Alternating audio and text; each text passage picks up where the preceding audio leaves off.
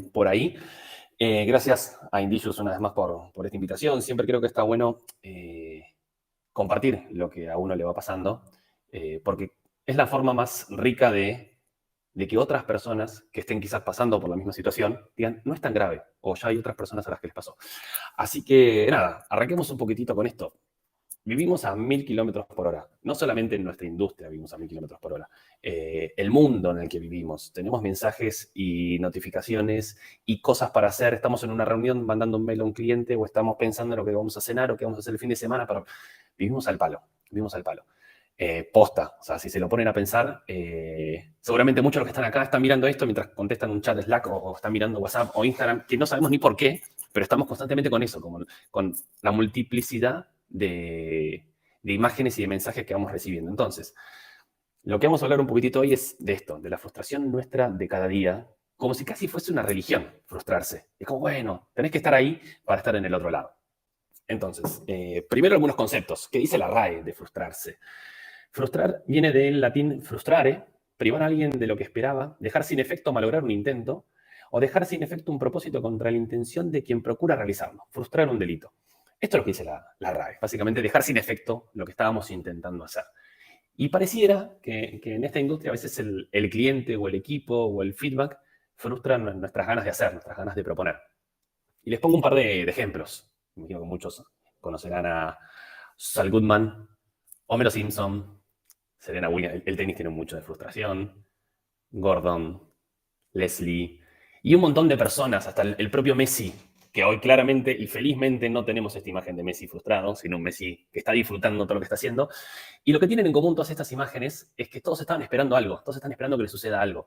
Ganar un partido, que Mau le regale una cerveza a Homero y un montón de situaciones. Entonces partimos desde ahí. La frustración viene de esperar que algo suceda de una forma determinada.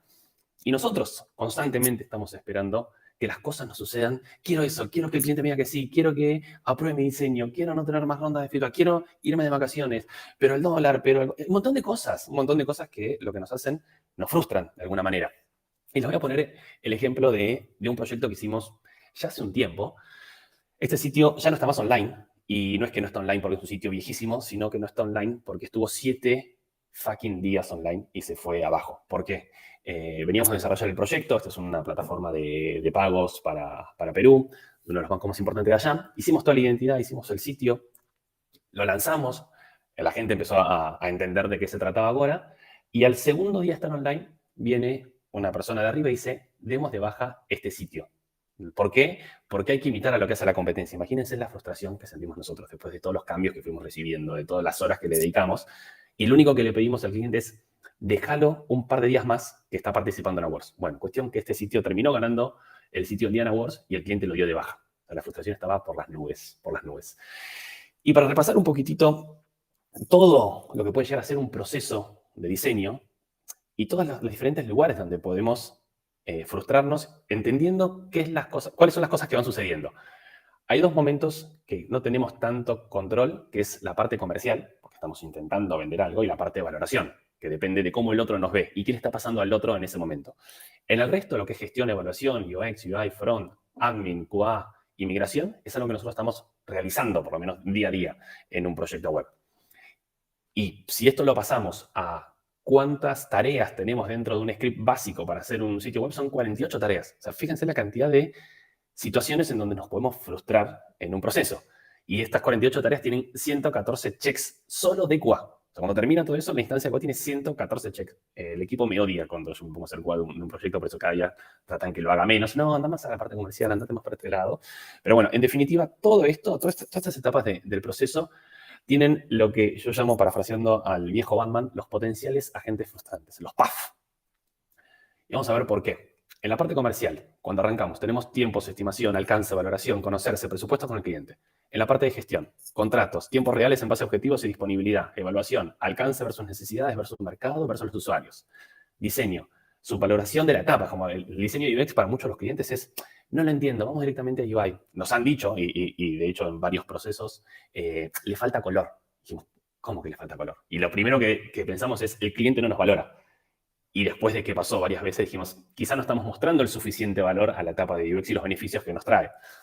Diseño UI, la subjetividad en todo lo que entra en juego. O sea, todo el mundo parece que puede opinar de diseño, más cuando se ve la parte front, nuevas tecnologías, feedback interno, no me anda en este dispositivo, pero yo lo veo bien. Bueno, y así podemos seguir con todas las etapas que tenemos dentro de un proceso de diseño. El eterno cuba con el cliente, diseñadores, desarrolladores, la configuración, el famoso a mí me funciona lento, y en la parte de devolución del cliente, los premios, hicimos todo, pero el proyecto no gana un premio que es lo que nos da visibilidad. Nos frustramos también. Entonces, miren todos los lugares donde tenemos espacio de frustración. Te explota el cerebro. Es como si, basta, no me quiero cambiar a otra industria. Me quiero ir a vender panchos a Constitución y vivir mucho más tranquilo. ¿Quién no lo ha pensado? Es decir, esto es demasiado para mí. Entonces, volviendo un poquitito, mientras les estoy contando todo esto, hasta yo me estoy acelerando, en un ritmo acelerado en el que vivimos en una reunión, en una situación complicada con un cliente, empezamos a tener más o menos 20 respiraciones por minuto. En uno normal, de 15 a 20 respiraciones por minuto, y en uno más lento, de 6 a 10 respiraciones por minuto. Y lo importante del ritmo de la respiración es que nos trae un poquitito más a eje. Estos más de 20 ciclos de respiración por minuto los solemos tener en un estado de estrés, de frustración, de agitación cuando, por ejemplo, me ha pasado con un cliente que vamos a una reunión, el cliente tenía su frustración a nivel comercial, nosotros teníamos nuestra frustración con el proceso y empieza a decir todo lo que estaba mal. Literal, yo me empiezo a poner colorado, empiezo a respirar muy rápidamente. ¿Cómo salgo de esto? Quiero desaparecer de la faz de la Tierra. Hasta que digo, dejémoslo que él plantee todo lo que quiere plantear, empecemos a respirar un poquitito más lento y a bajar ese nivel, porque es una cuestión hasta biológica. Cuando estamos nerviosos, la sangre se nos va de nuestra cabeza, se nos va a nuestras extremidades, porque biológicamente no hemos evolucionado lo suficiente y cuando teníamos miedo teníamos que correr porque venía un león. O sea, entonces, hoy nos sigue pasando lo mismo, pero no podemos salir corriendo. Entonces, el estrés y la frustración es mucho mayor.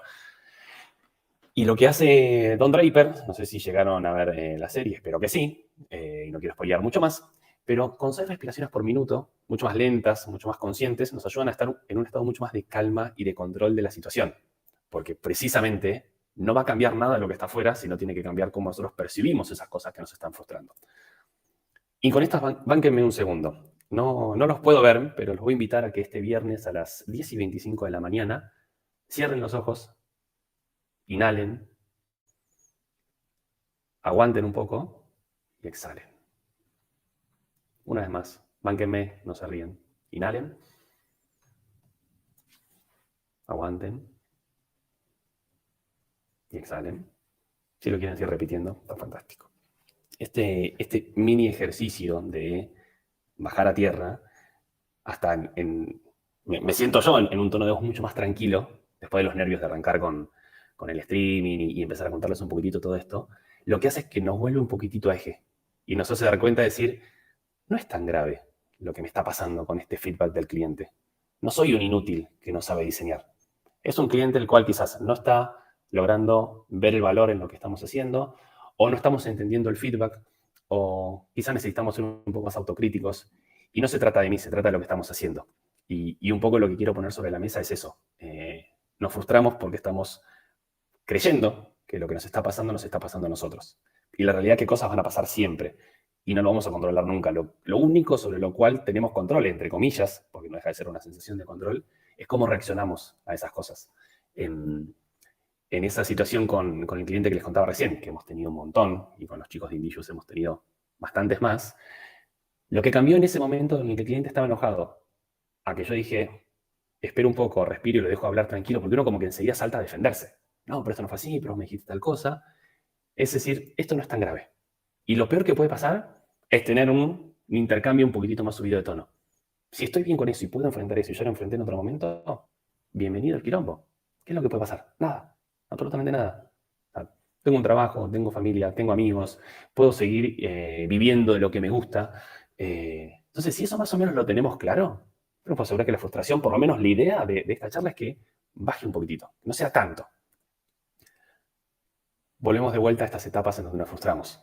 Una etapa donde está la organización del proyecto, donde necesitamos más energía, tenemos que tener muchísima más tolerancia, porque estamos intentando ganar el proyecto, y tenemos muchísimas ganas.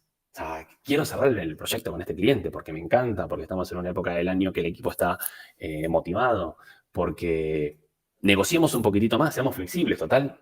Después imaginamos que todo va a ser un mundo de fantasías.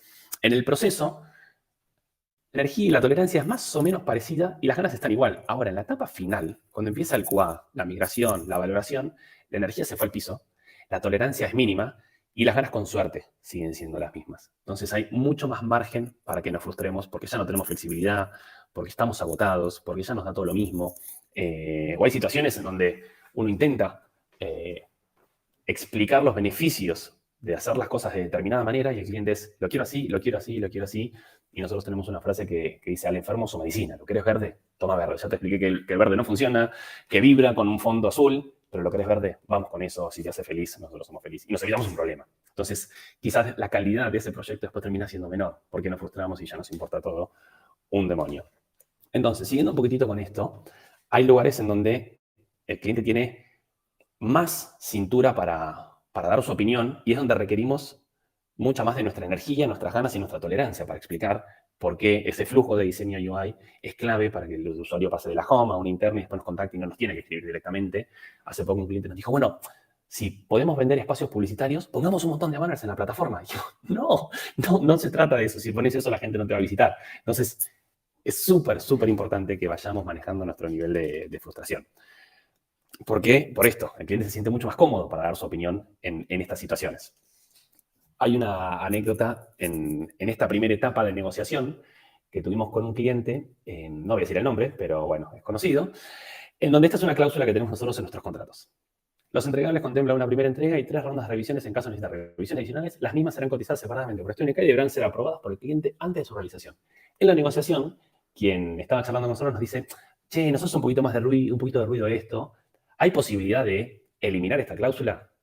Y es medio riesgoso por si después... No, yo te aseguro, te garantizo que no pasamos de 3. Pero nos da miedo desde la parte comercial que a la cuarta nos quieran cobrar. Nosotros, no, nunca lo hacemos, salvo casos excepcionales. Bueno, sacamos esa bendita cláusula del contrato. Y esto fue realmente la decisión más idiota que tomamos con ese proyecto, porque esto es simplemente un racondo de todas las versiones de Home que estuvimos haciendo, que fueron casi 92 etapas de diferentes iteraciones, de diferentes ajustes, de diferentes etapas de la animación de esta Home, y la realidad nos volvimos locos con ese proceso. Por lo cual tengo el primer tip.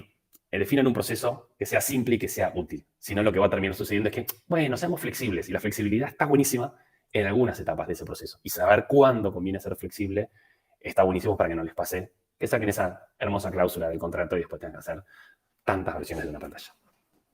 Después nos vamos a la opinión como segundo concepto que traigo hoy. La opinión no deja de ser un juicio o valoración que se forma una persona respecto de algo o alguien. O la segunda acepción es fama o concepto en que se tiene de algo o alguien. Entonces la opinión no deja de ser algo que está del otro lado. Si alguien valora o no valora una cosa o una persona. Y tener en claro cuál fue el trabajo realizado, cuál fue el proceso que hicimos, nos hacen sentir muchísimo más seguros frente a cualquier opinión. Cuando nosotros estamos seguros de que el proceso lo cumplimos, que tuvimos las valoraciones, que tuvimos los check-in con el cliente, que tuvimos las aprobaciones, cuando digan, no, bueno, pero esto lo quiero cambiar, yo nunca lo dije así, vayan a ese mail fantástico donde se lo pueden reenviar al cliente y digan, vos me dijiste que eso estaba ok. Definan en el proceso una etapa en donde el cliente confirme que el UX está validado para no tener cambios en UI, para que luego cuando vayan al desarrollo ya sepan qué cosas tienen que hacer o no. Porque ahí empieza la valoración de este equipo de estudio NK no es lo suficientemente bueno porque no me hace caso. Y es, no, tenemos tan claro nuestro proceso y tenemos tan claro nuestros acuerdos que los ponemos sobre la mesa. Y el hecho de los contratos también es un tema súper importante, ya vamos a charlar. Si hay cambios dentro del proceso, no tienen que ver con ustedes, sino con el propio proceso, porque los cambios, créanme, siempre van a estar. No es una posibilidad que existan los cambios, siempre va a haber cambios. Y visibilizando el proceso y las decisiones tomadas al cliente, lo que estamos haciendo es juntos transitamos este proceso que vimos al inicio. No es una cuestión de que nosotros estamos tomando decisiones. Todo esto está ayudando a que la frustración, o por lo menos el margen de frustración, vaya disminuyendo. Porque créanme, señoras y señores, que el gustómetro del cliente existe, está, y obviamente van a pasar situaciones en donde el cliente dice, me encanta lo que acabo de ver, chicos, lo felicito, y la frustración va a ser nula porque estamos todos contentos, y va a haber momentos donde el cliente diga, esto es una mierda, perdónenme por el francés, un viernes a la mañana, pero pasa, me gusta y no me gusta. Hablamos mucho de, bueno, cumple con los estándares de usabilidad, cumple con los estándares de navegación y los requerimientos del cliente. Pero no deja, el diseño no deja de ser algo que tiene mucho que ver con me gusta o no me gusta. Y si me gusta, soy mucho más tolerante. Y si no me gusta, todo lo que me propongas después posiblemente tampoco me guste. Entonces, es importantísimo que ese proceso tenga etapas de definir o de entender qué es lo que le gusta a nuestro cliente y qué es lo que necesita el cliente de nuestro cliente. De esa forma son dos caminos en donde vamos achicando el margen de los no. Y cuando le digan que no, precisamente tienen tres opciones. Dicen, no me gusta, los puede arruinar. Es decir, listo, no sirvo para esto. Cámbienme de proyecto, no quiero trabajar con este cliente y que los marque. Un poco lo que le pasó a Rocky, lo arruinaron. La otra es dejar que los destruyan, que absolutamente quieran cambiar de industria, quieran cambiar de trabajo, quieran dejar de trabajar con ese equipo o pueden elegir que los fortalezca. Y creo que ese no, saber enfrentarlo, ese no me gusta, ese no está bien el proceso, ese no están a la altura, pueden generar estas tres cosas. Hay una anécdota que seguramente ya profundicemos un poquito con Hernán después. Uno de los primeros proyectos que hicimos juntos, la realidad que mi nivel de inglés en aquel momento era malísimo, hoy es medianamente aceptable, y el cliente de alguna forma dice, no estoy entendiendo lo que me dice este pibe. Con ese no estoy entendiendo, yo podría haber elegido, ok, no soy bueno para el inglés, no soy bueno para trabajar para afuera, o empezar a estudiar inglés. Y hace 2 semanas estuvimos en uno de estos eventos de awards en Ámsterdam, hablando uno a uno con gente muy, muy importante de la industria, en inglés. Entonces, en definitiva, eso que sucedió, yo elegí que me fortalezca. Yo elegí qué quería que me pase con ese no quiero hablar con esta persona o no estoy entendiendo a esta persona.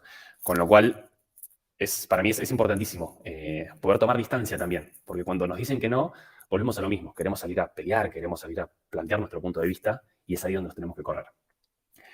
Vamos un poco a cómo entender los requerimientos del cliente. El cliente tiene un pedido que puede llegar a ser un puente, pero la necesidad es cruzar un río, entonces quizá no está realmente necesitando ese puente, sino cruzar un río. Y a partir de cómo detectamos esto es una pregunta. Bueno, ¿qué es lo que vos estás? No, tengo un auto, listo, entonces sí, necesitas un puente. No, yo simplemente quiero llegar a aquel lado. Bueno, entonces necesitas tomarte un avión. Entonces, las preguntas nos ayudan a corrernos un poco de la opinión y acercar al feedback, que es mucho más interesante el opino esto a te doy feedback sobre la cosa. Porque en definitiva se trata de eso. Si nosotros nos ponemos en automático, no estamos sumando valor al cliente. Entonces, esa parte, como segundo tip, que la opinión no es feedback. Lo que yo opino de algo es, ¿me gusta o no me gusta? Ok, ¿qué hacemos con eso? Si no te gusta, no sé qué hacer.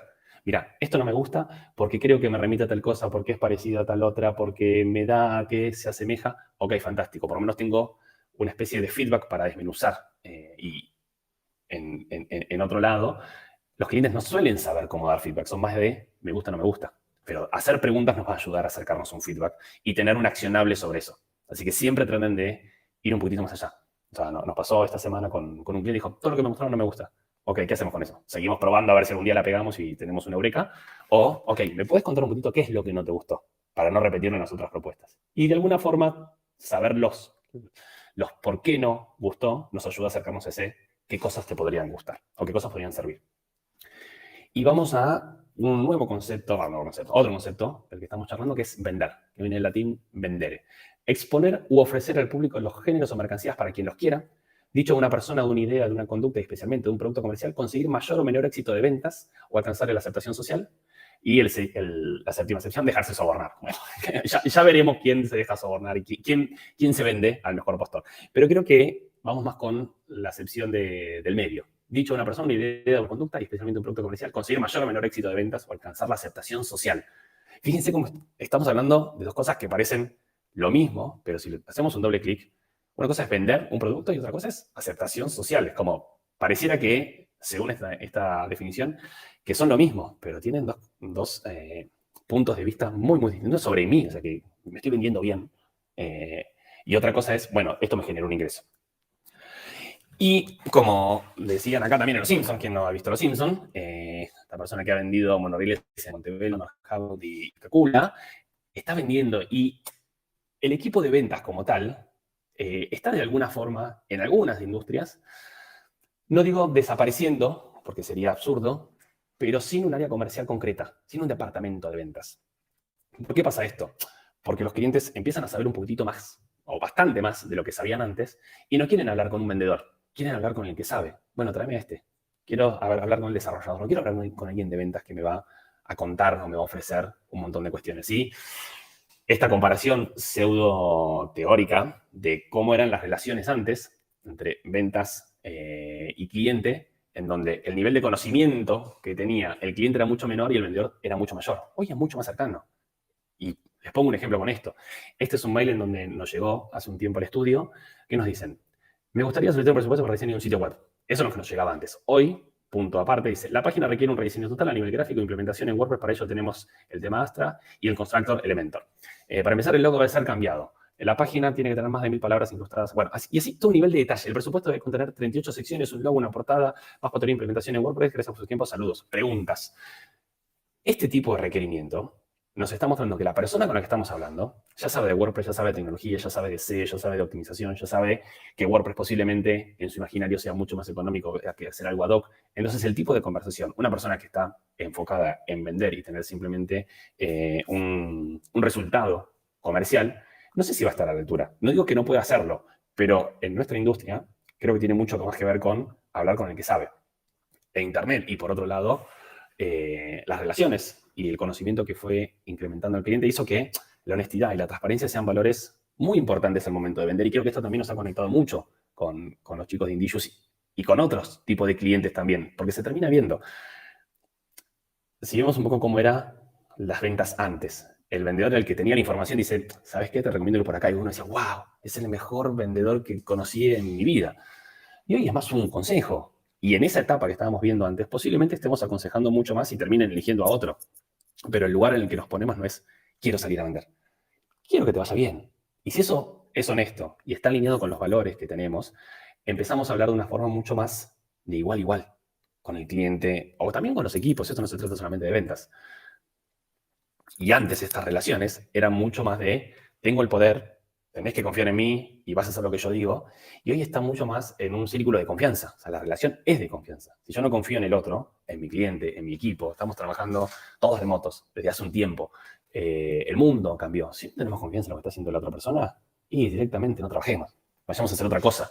Si no tenemos confianza en lo que nos está diciendo el cliente o el deadline que nos está poniendo, y no trabajamos con esa gente. Tenemos que empezar a confiar mucho más. Y además es un desgaste energético que nos vuelve a frustrar. No, el cliente me lo pide para la semana que viene. Y para mí no lo necesita. Démoselo en 3 días. El cliente te llama. Hay un intercambio. Lo terminas discutiendo. No tiene sentido. Hay que confiar. Hay que confiar y para mí es la base. Y cuando hablamos de equipo de ventas, nuestro equipo de ventas es este. Es el equipo de personas que habla con los clientes cuando estamos en una reunión, cuando estamos mandando un mail.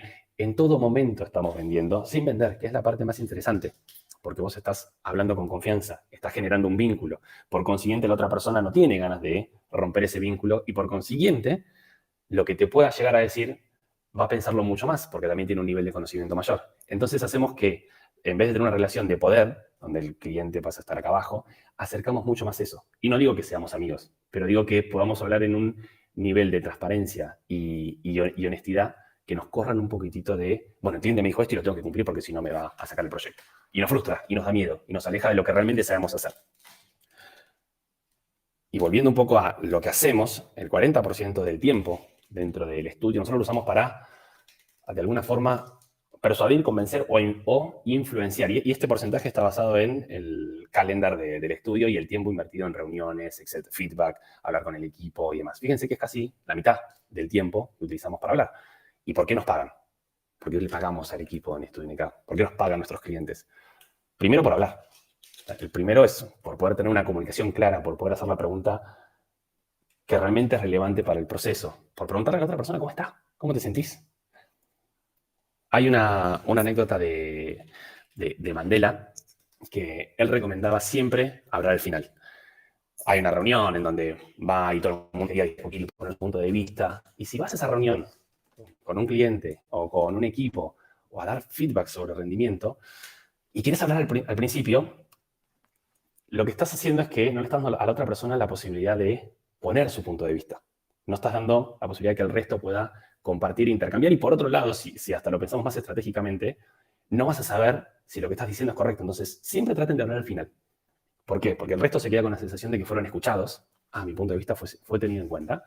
Y además, tenés la opinión de todo el resto. Y te da más herramientas para hacer tu contrapropuesta o plantear tu opinión o tener un punto de vista distinto, pero sin dejar de hacer una negociación, que es lo que estábamos hablando antes. Entonces, esto forma parte de alguna manera, evitar o aminorar el nivel de frustración. Y si en una reunión la charla final es, bueno, lo tenemos que hacer así porque nosotros somos los que sabemos. Vos tenés que confiar. No hay nada peor que decirle a alguien, vos tenés que confiar. Si no confía, no va a confiar porque se lo pidas. Y acá el tip es, si tenés que mostrar una posición de poder, estás en desventaja. Si la reunión termina es, bueno, vos me contrataste para esto, perdiste. Con lo cual, córranse de ahí. Córranse de ahí. Lo segundo, por lo que nos pagan es por trabajar en equipo. Siempre por trabajar en equipo. Y otra anécdota que hay es que cuando Kennedy visitó a la NASA, traigo un poco la astrofotografía en el 61, había un tipo limpiando los pisos y Kennedy le pregunta, ¿qué es lo que está haciendo? Estoy ayudando a poner un hombre en la luna. Y como que se quedó, no sé si es cierto o no la anécdota, pero me parece que es muy romántica y está buenísima.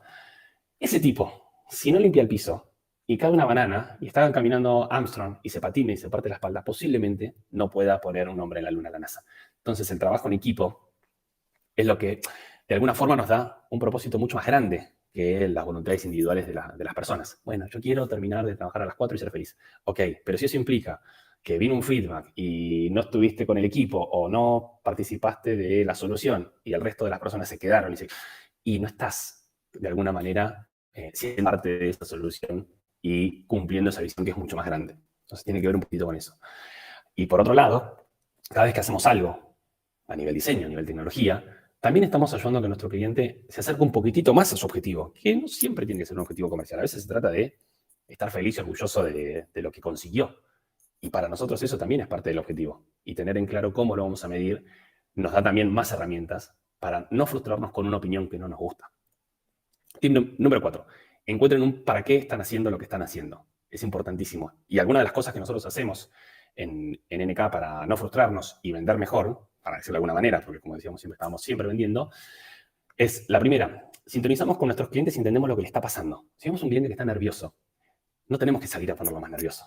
Tratar de ponernos en sus zapatos. ¿Qué le está sucediendo? Las ventas no están funcionando, está invirtiéndose un montón, los negocios... Bueno, ok, entendamos qué le está pasando a ese cliente para poder contribuir a esa solución. Pero se trata de una sintonización hasta, si nos volvemos un poco a la meditación para bajar, para estar en la misma vibra. ¿Sí? Ok, él está estresado, ¿cómo para bajarlo? Y que los dos estemos hablando un poquitito igual. Porque si alguien está enojado, nos estamos muy tranquilos, o al revés, alguien está muy tranquilo, no estamos estresados, y vamos a chocar. No vamos a estar hablando de lo mismo. Lo segundo, en situaciones complejas, o estamos a punto de perder el control, respiremos un poco. Tomemos aire, veamos qué nos pasa, veamos que no es tan grave, no nos está pasando nada y elijamos cómo nos queremos sentir con eso. Hacer siempre lo mejor que esté a nuestro alcance en ese momento. Cuando tenemos situaciones complicadas, pero estamos seguros de que en ese momento, con las herramientas que teníamos, dimos lo mejor de nosotros, bueno, la charla pasa por otro lado. La charla pasa por, ok, ¿qué más podemos hacer para ayudarte? O a veces también decir, siento que no podemos trabajar juntos. Y está bien. O sea, no lo vean a veces como un fracaso o una frustración tomar ese tipo de decisiones. Lo hemos tomado 2 veces y les puedo asegurar que fue lo más gratificante que nos pasó. Es decir, así no trabajamos. Esta forma, estos tratos, no estamos hablando en la misma sintonía. Y volviendo a lo mismo, en situaciones complejas, planteamos el peor escenario. Si estamos bien con eso, ya está. En el medio de la pandemia, donde lo único que recibíamos en marzo era bájame el servicio, no quiero hacer este proyecto, un montón de situaciones, teníamos un cliente en el cual la relación se estaba poniendo muy compleja, muy compleja. Dijimos, ok, ¿qué es lo peor que puede pasar? Mandarle un mail y no continuar. ¿Estamos bien con eso? ¿Podemos pagar sueldos? ¿Podemos seguir trabajando? ¿Podemos tener más tiempo para crear otras cosas y no estar estresados? Sí, listo, fantástico. Planteémoslo y hagamos que suceda eso. Y sucedió y en definitiva nos hizo mejor al equipo, a los tiempos y a un montón de aspectos. El rechazo lo vemos siempre como algo temporal y externo y sobre eso elegimos cómo nos queremos sentir. Y si realmente es un rechazo, bueno, no le gustó al cliente. O sea, no es un rechazo hacia nosotros, a nuestra calidad, a nuestra forma de hacer. Es una cuestión, bueno, hoy no le gustó.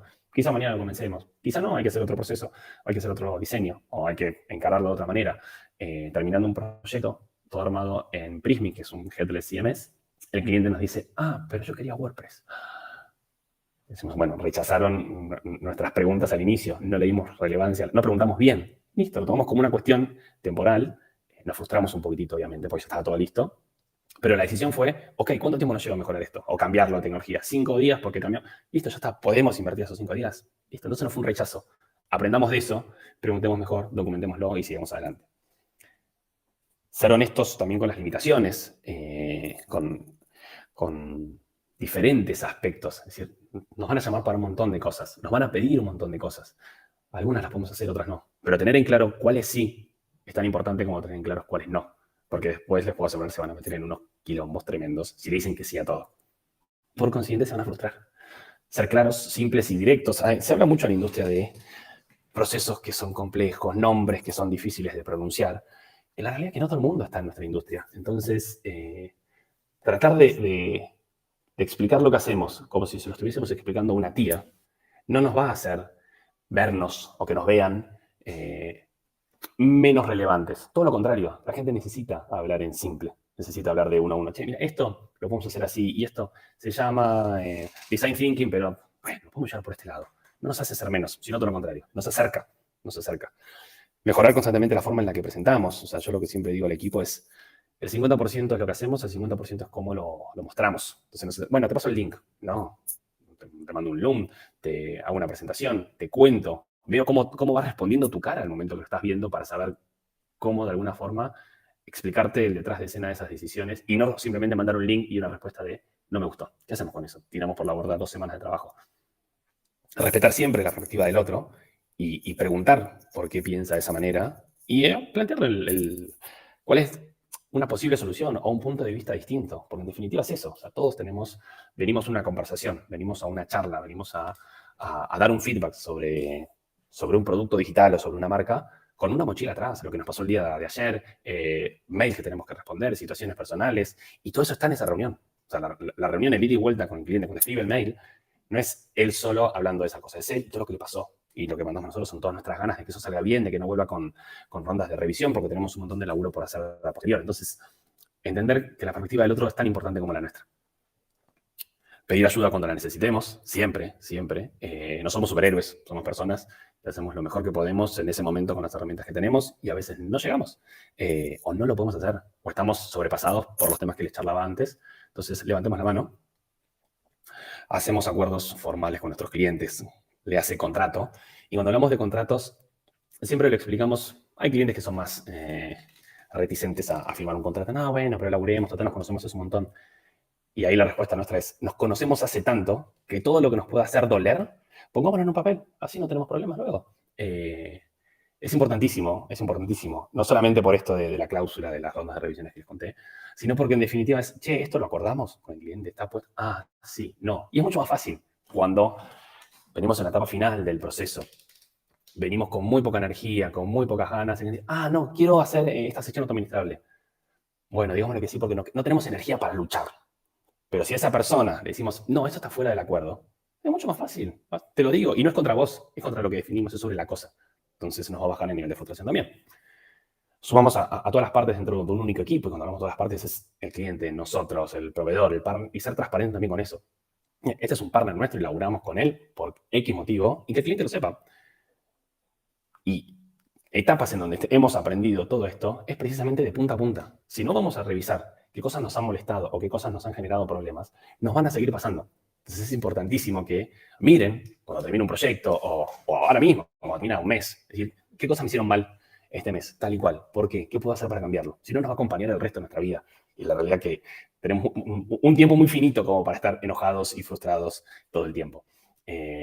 Como último consejo, diseñen la historia que quieran contar, sean lo más felices que puedan, frústrense lo menos que puedan, hagan cosas que les hagan bien y nada, muchísimas gracias, espero que les haya gustado.